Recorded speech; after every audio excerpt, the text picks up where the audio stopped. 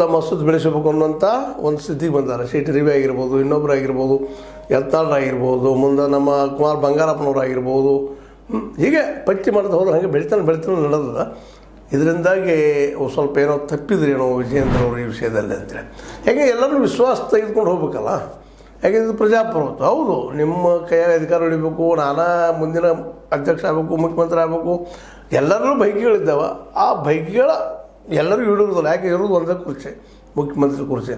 ನೀವು ನೋಡಿದ್ರಿ ಕಳೆದ 2 ವರ್ಷದಿಂದ ಡಿ ಕೆ ಶಿವಕುಮಾರ ಮತ್ತು ನಮ್ಮ ಸಿದ್ದರಾಮಯ್ಯ ಹಾಗೆ ತಿಕ್ಕಾಟ ಮಾಡ್ತಾಯಿದ್ದಾರೆ. ಈಗ 3ನೇ ಸರಿ ಜಾರಕಿಹೊಳಿ ಬಂದ ನನಗೊಂದಿಷ್ಟು ನೋಡ್ರಪ್ಪ ಕುರ್ಚಿ ಅಂತೀರ. ಹಿಂಗೆ ಎಲ್ಲರೂ ತಿಕ್ಕಾಡೋ ಮುಂದೆ ಇಲ್ಲೂ ಇರುವಲ್ಲ ಎಲ್ಲರಿಗೂ ಆಸೆ ಇಲ್ಲದವ್ರು ಯಾರು ಜಗತ್ತಿನಾಗ. ಸನ್ಯಾಸಿಗಳು ಸಹಿತ ಆಸೆ ಇರ್ತದೆ, ಏನೋ ಸ್ವರ್ಗಕ್ಕೆ ಹೋಗ್ಬೇಕು ಅಂತೇಳಿ. ಯಾರು ನರಕಕ್ಕೆ ಹೋಗ್ಬೋದು ಬಯಸ್ತಾರನ್ರಿ? ಇಲ್ಲ, ಸಹಜದ ಸ್ವರ್ಗ ಸಿಗಲ್ಪ ನಮಗಂತಿಲ್ಲ. ಆ ದಿಶೆಯಲ್ಲೇ ಅದರ ಸುಧಾಕರ್ ಅವರು ಕಾಂಗ್ರೆಸ್ ಬಿಟ್ಟು ಬಂದಿದ್ದಾನೆ. ಇಲ್ಲಿ ಬಿ ಜೆ ಪಿಲಿ ನಾವು ಏನೋ ಅನುಕೂಲ ಆಗ್ಬೋದು, ನಾವು ಮಂತ್ರಿ ಆಗ್ಬೋದು, ಇಲ್ಲ ಹೆಚ್ಚಿನ ಹೋಗ್ಬೇಕು ಅಂತೇಳಿ ಬಂದವರು. ಈಗ ಇಲ್ಲೂ ಅವ್ರನ್ನ ತುಳಿಯೋ ಪ್ರಯತ್ನ ಮಾಡಿದಾಗ ಸಹಜವಾಗಿ ಅವರು ವಿಚಾರ ಮಾಡಲಿಕ್ಕಿದ್ದಾರೆ. ಮೋಸ್ಟ್ಲಿ ನಾವು ಯುದ್ಧ ಮಾಡಿದ್ರೆ ಆಗ್ತದಪ್ಪ, ಬಾಯಿ ಮುಚ್ಕೊಂಡು ಕೂತ್ರೆ ನಮ್ಮನ್ನು ಶೋಷಣೆ ಮಾಡ್ತಾರೆ ಅನ್ನುವಂಥ ಒಂದಿಷ್ಟು ಮಾತುಗಳು ಸಹಿತ ಜೋರಾಗಿ ಮಾತಾಡ್ತಾ ಇದ್ದಾರೆ. ಹಾಗಾದ್ರೆ ವಿಜಯೇಂದ್ರ ಅವರು ಹೇಗಪ್ಪ ಅಂತ, ವಿಜಯೇಂದ್ರ ಅಂತ ಈಗಾಗಲೇ ಎಲ್ಲ ಜಿಲ್ಲೆಗಳಿಗೆ, ಅದರಲ್ಲೂ ಹೆಚ್ಚು ಕಡಿಮೆ ಒಂದು 23 ಜಿಲ್ಲೆಗಳಿಗೆ ಅಲ್ಲಿ ಸಂಘಟನಾ ಚಾತುರ್ಯ ಮಾಡಿಕೊಂಡು ಅಲ್ಲಿ ಅಧ್ಯಕ್ಷನ ಉಪಾಧ್ಯಕ್ಷ ಎಲ್ಲ ಮಾಡಿಕೊಂಡು ತಮ್ಮದು ಮೆಜಾರಿಟಿ ಆಗುವಂಗೆ ಪ್ರಯತ್ನ ನಡೆಸಿದ್ದಾರೆ.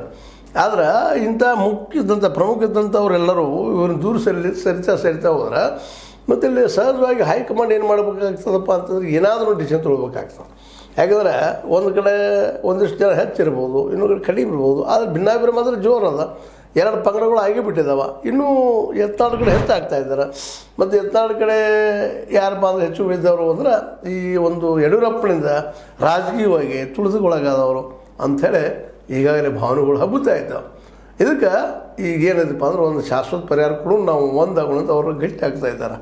ಇಂಥ ಪ್ರಸಂಗದಲ್ಲಿ ಎಷ್ಟಿದ್ದರೂ ವಿಜಯೇಂದ್ರ ಅವರು ಬಹಳಷ್ಟು ಸೌಮ್ಯವನ್ನು ಮತ್ತು ಸಕಾರಾತ್ಮಕ ಗುಣವನ್ನು ಬೆಳೆಸಬೇಕಾಗಿದೆ. ಇಲ್ಲಪ್ಪ ನೀವು ನಮ್ಮವ್ರು, ನಾವು ನಿಮ್ಮವರು ಅಂತೇಳಿ ಅಂದಾಗ ಮಾತ್ರ ವಿಜಯೇಂದ್ರ ಅವರು ಅಧ್ಯಕ್ಷ ಮುಂದುವರಿಸೋ ಸಾಧ್ಯತೆ ಇದ್ದಾವೆ. ಇಲ್ಲಾಂದರೆ ನಿರಂತರ ತಿಕ್ಕಾಡಿ ಹೊಡೆತು ಯಾರಿಗೆ ಬಿಡೋದಪ್ಪ ಅಂತ